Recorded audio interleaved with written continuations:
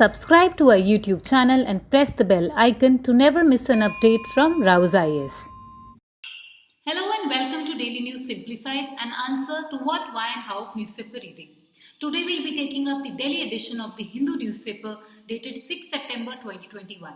Now the articles to be discussed are reflected on your screen and the timestamping has been provided in the description box below. So now let's begin. So now starting with the first article of the day. Now this article appears on the page number 6 of the Hindu newspaper and has been titled as True Mettle. Now this article talks about how India, after displaying an exemplary performance in the Tokyo Olympics of 2020, has managed to continue its winning streak even at the Paralympics. Now in the backdrop of these two sporting events, this article talks about two main things. Now in the first, it deals with how India needs a revamp of its sporting culture and infrastructure. And secondary, it talks about the issue of access that is faced by the differently abled athletes. So in this article, as we move forward, we shall first discuss the challenges that are faced by the sports sector in India and what are the probable solutions in this regard.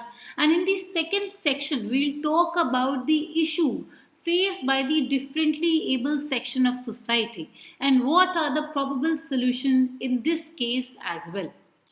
Now starting with the first section of our discussion. Now over the recent years there has been a sudden rise with respect to the sporting culture in India. Now in the recent years there have been lot of initiatives that have been taken by the government. Even with respect to the involvement of private sector, there has been a sense of improvement. Now it is because of these all development that we have seen improvement in the performance at the Olympics. Now in the Rio Olympics of 2016, India could barely afford to win 2 medals. However, in the 2020 Tokyo Olympics, this medal count has already gone from 2 to 7. So barely in the matter of 4 years, India has managed to make an increase of 5 medals.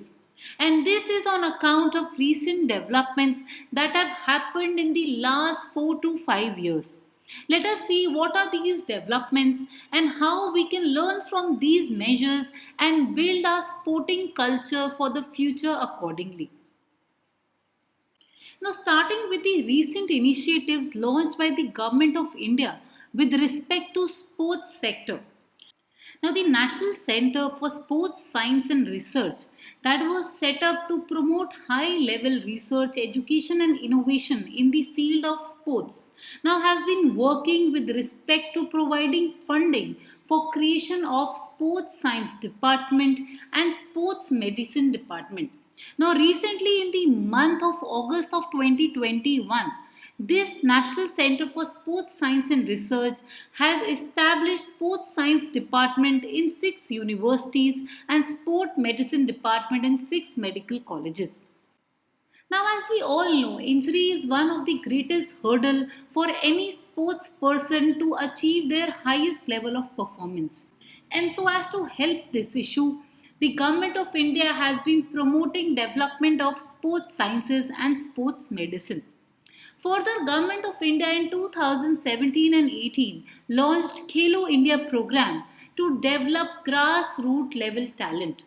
Now this initiative aims to bring out the grassroots level talent to the national level platform by providing them adequate support in terms of sports scholarship that aims to cover 1,000 most talented young athletes each year across various sports disciplines. Further, each athlete that has been selected under this scheme will receive annual scholarship for 8 consecutive years. Next, Government of India had launched Target Olympics Podium Scheme 2014. Now this scheme was specifically targeted at increasing the performance and the medal count of India at Olympics. Now this top scheme basically aimed to identify, groom and prepare potential medal prospects for Olympics and Paralympics Games. Now clearly this scheme has borne its fruits and as a result of which India has seen excellent performance in both Olympics and Paralympics this year. Now, under this scheme, athletes and sports persons are to get training from top coaches at modern and well equipped sports facilities. And thus, with this scheme, the Government of India has tried to ensure no stone is unturned with respect to India's excellent performance at the Tokyo Olympics of 2020. Now, another old scheme in this regard is the National Sports Development Fund that government had established in 1998 so as to promote sports, culture and gaming in the country. So, with respect to all these initiatives that government has been taking in the recent times, the sports sector is blossoming in the country. Further, alongside this, even the private sector has increased its involvement with respect to sports. In the recent times, there have been rise of various private academies that are involved in the development of sports at various level in the country. The prime example of this is Usha School of Athletics that is run by the former athlete PT Usha, who is now training girls with respect to the same field. Further is the Kalinga Institute of Industrial Technology that is established in Bhubaneswar, Orissa, and one of the famous alumnus of this institute is sprinter Duti Chand. Now, even in the recent year, we are witnessing enhanced engagement by the corporations who are coming forward to support individual athletes with potential and commitment for the game. And thus, clearly, in the recent times, the enhancement of performance of India in Olympics is on account of various initiatives by various bodies. But for a country that is 135 crore strong, 7 medal in Olympics and 19 medal in Paralympics is not something that is desired. Hence, let us look into the reasons that have been hampering India's success in sports. Now, the first and the foremost reason is that India in totality lacks a sports culture. Now, there is a famous saying in Hindi that says, "पढ़ोगे लिखोगे बनोगे नवाब, खेलोगे कूदोगे बनोगे खराब." Now, this shows the generic mentality with respect to sports that we Indians have. And hence, there is always a preference that has been given to academics over sports.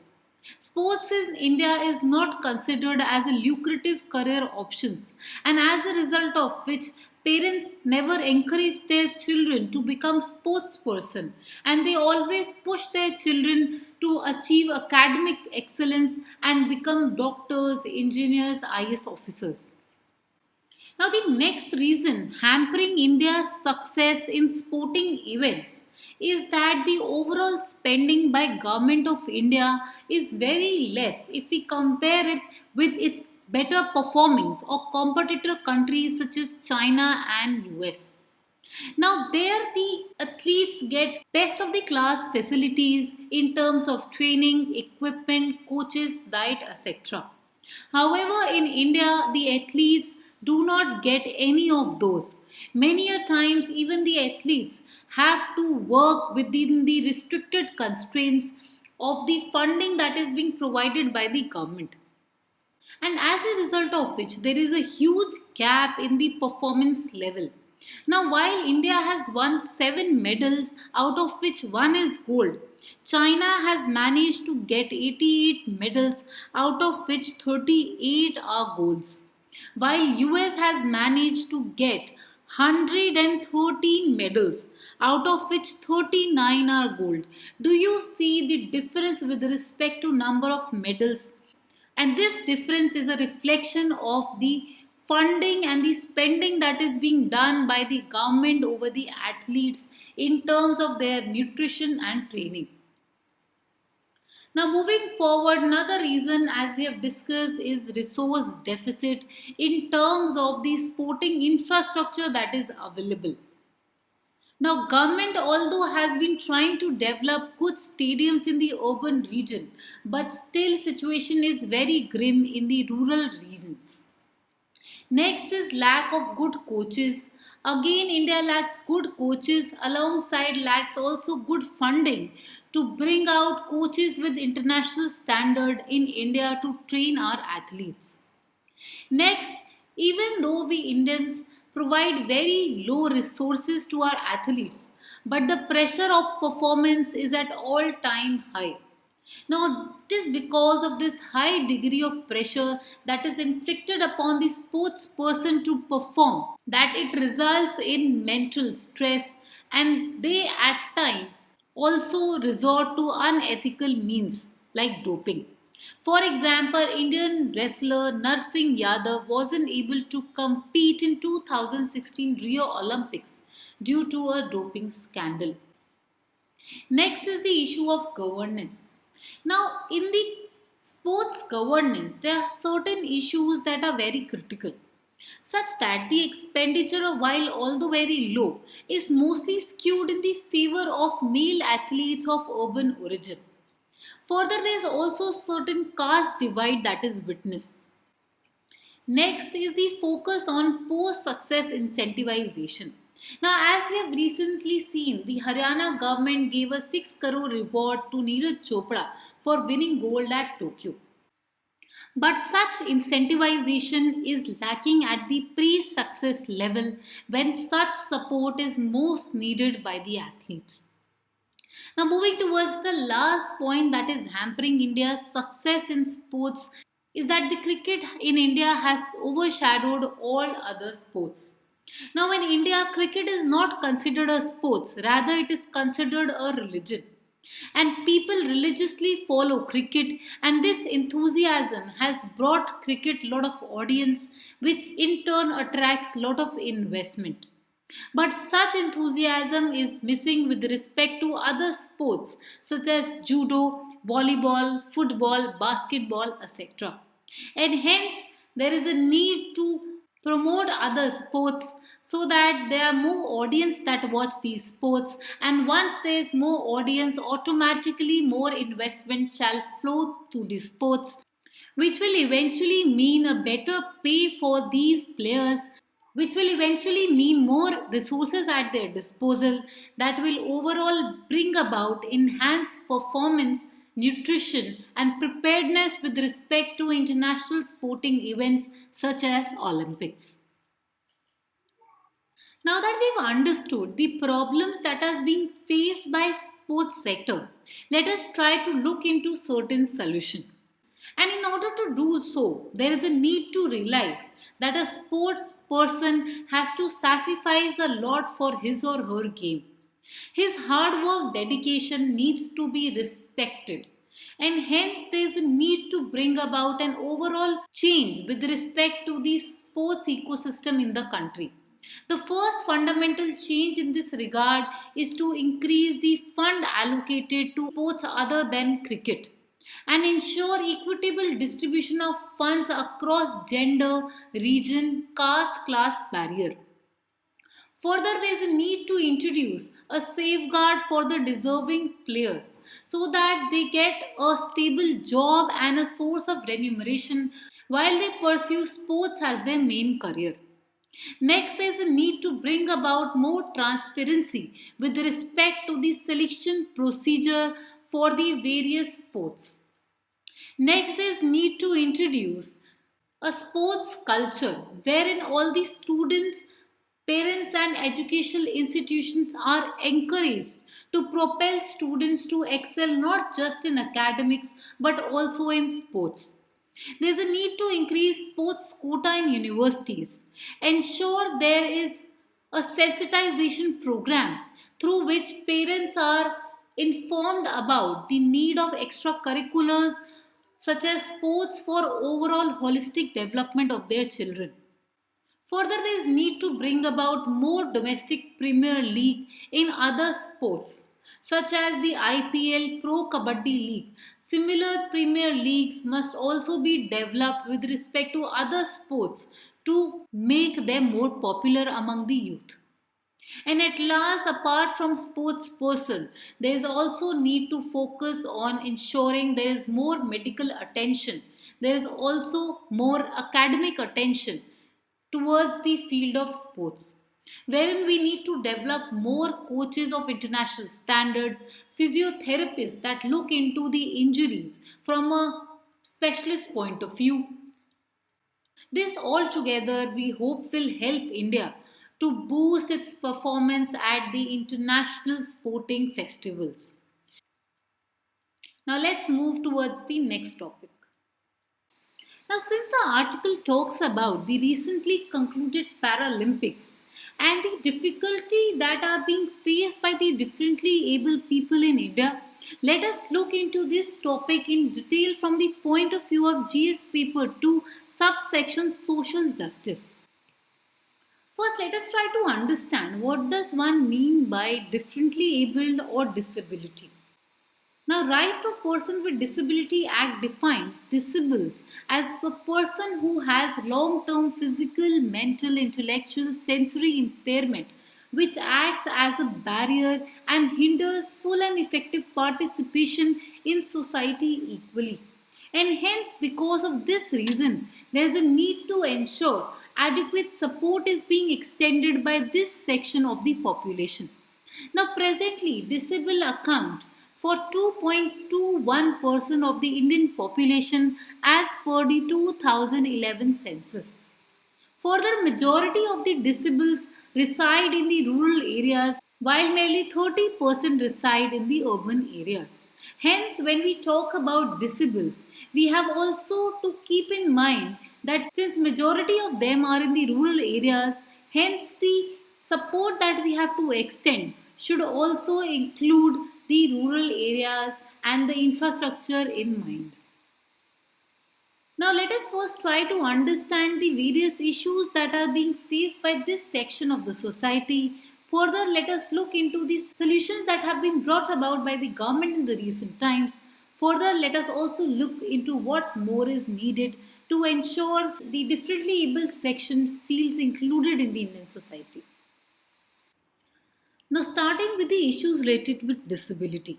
Now, the first and the prime issue is the unavailability of updated data with respect to the differently able persons. Now, this is on account of two main reasons. The first reason is that it is very difficult to actually define disability. It is very difficult to put it in 0 1 category if a person is disabled or not. There is a lot of variation with respect to one person's disability, and it is very difficult to determine this. Second is the reluctance. The reluctance in reporting disability because in India disability is still a social stigma. And it is on account of these reasons that there is unavailability of updated data with respect to differently abled sections, because of which many of these are not able to obtain the benefit of the welfare scheme that the government of India has extended with respect to this section of the society. Now, the next issue talks about access to affordable health. Now, there's a lot of issue with respect to availability of proper healthcare with respect to different disabilities, the aids and appliances that is needed by this section to effectively function as a productive member of the society. As India lacks with respect to the R&D on these devices, as a result of which majority of these devices have to be imported, which make them very expensive and unaffordable. Now, moving towards the third issue that talks about the absence of inclusion in the India's education setup. Now, in India, inclusion of children with mild to moderate disability in regular schools is a major challenge. There is very poor acceptability of children with low to moderate disability, and majority of them are made to go to special schools which many a times are not prepared to adequately equip the disabled children with the kind of learning that they need to stand out in the society. Next issue talks about the issue with respect to the employment. Now, even though many of the disabled adults are capable of productive work, but there have been very low employment in this section of the society.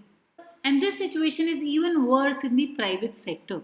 Again, the reason here is poor social acceptance, exclusion, and social stigma that is attached to disability in Indian society. Next challenge talks about difficulty with respect to physical accessibility. Even today, majority of India's building, infrastructure, transport system and services are not disable friendly, as a result of which these sections of the society are not able to become effective part of the Indian society, given they are not able to adequately access the public institutions and the public services. And at last is the social exclusion and discrimination in term of the negative attitude that is not only held by outsiders but at times also by the family members, who often see disabled people as a liability, because of which there is an emergence of disability poverty trap, or a cycle wherein poverty reinforces disability and disability reinforces poverty. Now let me explain how. Now, lack of safe working condition can result in disability on account of loss of limb. Further, on account of lack of clean water and sanitation and lack of adequate health care, there can be disability on account of diseases like polio. Further, on account of lack of adequate nutrition, there can be disability in terms of wasting and stunting that can also result in poor development of mental and cognitive ability of a child. Now, all these disabilities, when not addressed properly, poor access in terms of poor education, poor skill training, and low employment opportunity, it can only mean poverty. Given these disabled people will now not be able to earn a livelihood and an income for themselves and their family. And as a result of which, this will result in their exclusion in the society. They will be treated as a social stigma, and there will be never a proper inclusion of disabled in the society. Further, this cycle also works in a reverse manner, wherein because of poverty, there are many people in Indian society who are not able to get adequate education or are not able to get skill training, and as a result of which they are not able to get good employment opportunity. Lack of such results in situations wherein they are not able to access adequate nutrition, where they are not able to access clean water, sanitation, and healthcare, and they are also not able to get for themselves safe working condition and are open to exploitation. Because of which, in many circumstances, this results in a disability. And thus, you can understand how disability gives rise to poverty, and in turn how poverty gives rise to disability. And this trap of poverty and disability can be broken only through breaking of physical, communication, institutional and attitudinal barrier in the society. Attitudinal barrier is that we have to enhance our acceptability with respect to disabled. Institutional barrier, that we need to make our institution disabled friendly. Communication, that we need to inform the disabled about the provisions that the society is making for them for their welfare. And physical, in terms of aid and assistance that society and government must provide to the disabled to ensure their seamless functioning in the society. Now, in this regard, government has undertaken the following initiative. Government has introduced the Right of Person with Disability Act 2016, wherein it has properly determined what does disability mean. Further, government has introduced Accessible India campaign, wherein it aims to create accessible environment for the disabled. Herein, the government has tried to enhance the overall accessibility of the disabled with respect to their physical access to the various government buildings, buses, and infrastructure, so that they can have equal opportunity in the society, they can live independently and participate fully as an included section of the Indian society. Next, government has launched the Deen Dayal Disability Rehabilitation Scheme. Under this scheme, government is extending financial assistance to the NGOs for providing various services to person like disability. For example, establishing special schools, establishing vocational training centers, community-based rehabilitation, preschool and early interventions. And at last, government has launched the assistance for disabled person for purchase and fitting of aid and appliances. This scheme aims at helping the disabled person by bringing suitable, durable, scientifically manufactured modern aid and appliances to help them overcome their disability and become a full-fledged member of the society. Now that we have understood the challenge being faced by the differently able section of the society and the steps that Government of India has undertaken, now is the time for us to make our suggestion with respect to what more is needed to be done. Here I would like to give me 4 to 5 suggestions with respect to this in the comment box below. Now let's move on to the next article. Now, the next article appears on the page number 1 of the Hindu newspaper and it is about the Nipah virus.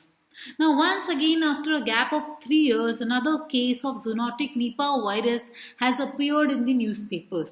And this time around, it has caused the death of a 12-year-old boy in the Kozhikode district of Kerala. So in this article, let us talk about what is Nipah virus, how does it spread, and does it spread as fast as the COVID-19?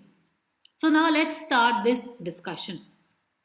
Now Nipah virus is basically a virus whose name has been taken from a village in Malaysia wherein the first person to be affected by the virus was found. Now this virus was first identified in 1998-99. Since then, there have been multiple outbreaks of the Nipah virus in the South and Southeast Asian nations. In India, West Bengal had an outbreak in 2001 and 2007, while Kerala had reported cases in 2018. Now, how does this Nipah virus spread? Now, since this Nipah virus is a zoonotic disease, means it is transmitted from animals onto humans. This transmission mainly happens through consumption of contaminated food. While this is the main forms of transmission, human to human transmission is also possible. The animal host reservoir of this virus are known to be fruit bats, which are also commonly known as flying fox. These fruit bats are known to transmit this virus to other animals like dogs, goats, or sheep.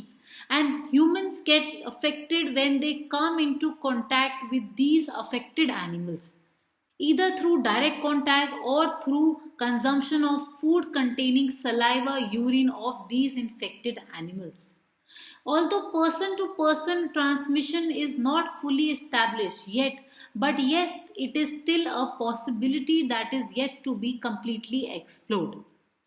Now let us see how does this Nipah virus flare with respect to the COVID-19 virus, the pandemic through which we all are going through presently.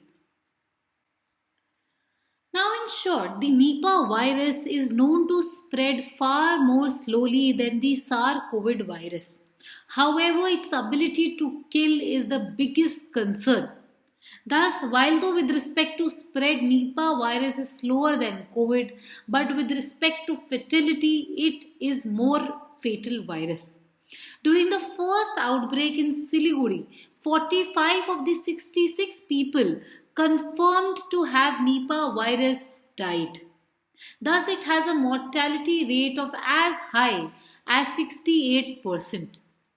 Further, during the outbreak in Kerala in 2018, 17 of the 18 patients died. And thus, clearly, the Nipah virus has very high mortality rate. Now, since Nipah virus is again in news, thus it becomes very important from the point of view of the prelims exam. But this short discussion will be enough for you to be able to answer this question.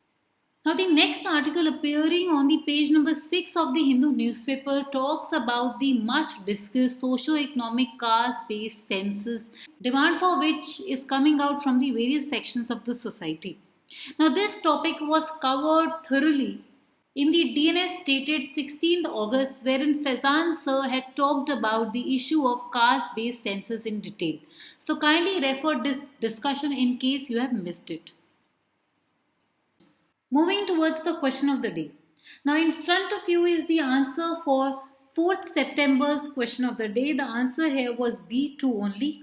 Further, here is the question of the day. Please attempt this question and provide your answer in the comment box below.